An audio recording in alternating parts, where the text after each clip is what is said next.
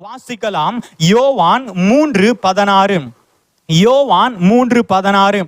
தேவன் தம்முடைய ஒரே பேரான குமாரனை விசுவாசிக்கிறவன் எவனோ அவன் கெட்டு போகாமல் நித்திய ஜீவனை அடையும்படிக்கு அவரை தந்தருளி இவ்வளவாய் உலகத்தில் அன்பு கூர்ந்தார். இந்த வேதம் சொல்லுகிறது என்ன சொல்றேன்னு சொல்லி சொன்னா, பிதாவாகிய தேவன் தம்முடைய குமாரனாகிய கிறிஸ்துவை இந்த உலகம் கெட்டு போகாதபடிக்கு, இந்த உலகம் அழிந்து போகாதபடிக்கு, இந்த உலகத்தின் மக்கள் நரகத்திலே அவர்கள் தண்டனை பெறாதபடிக்கு, பாவத்தினால் அழிந்து போகாதபடிக்கு தன்னுடைய சொந்த குமாரனை இந்த உலகத்திற்கு அனுப்பினாராம்.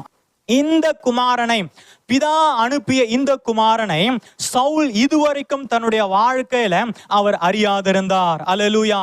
ஆனால் அவர் தமஸ்குவுக்கு போகிறதான வழியிலே இந்த தேவனை அவர் அறிந்து கொண்டார். அல்லேலூயா.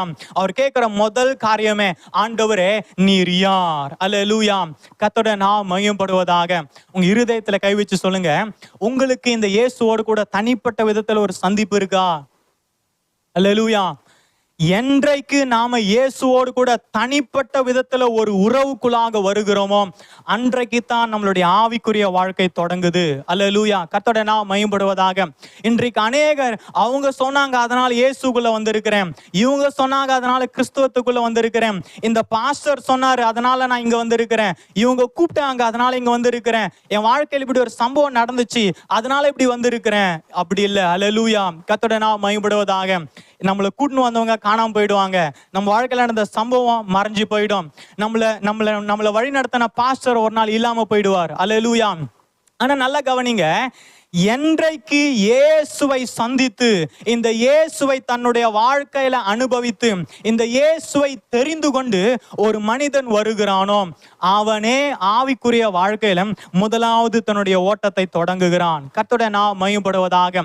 இதுவரை சவுல் இந்த இயேசுவை அறியவில்லை, ஆனால் தமஸ்குவுக்கு போற வழியில அவன் அறிந்து கொள்கிறான். அல்லேலூயா.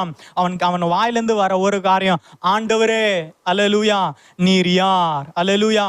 இதுவரையும் நீங்க யாருன்னு நான் தெரியாம இருந்தனே, இதுவரை நீ உங்களை நான் புரிஞ்சுக்காம இருந்தனே, இவ்வளவு நாள் இவ்வளவு நல்ல ஆண்டவர் நீங்க இருக்கிறார் எனக்கு தெரியாதே, இவ்வளவு வல்லமை உள்ள ஆண்டவர் ஒருத்தர் இருக்கிறார் என்பதை நான் தெரியாமல் இருந்தேனே, நீர் யார் என்று அவன் என்ன பண்றான்? கேட்கிறான். கர்த்தருடைய நாமம் மகிமைப்படுவதாக. அல்லேலூயா. சவுல் என்ன பண்றாரு? அந்த நாள்ல ரட்சிக்கப்படுகிறார்.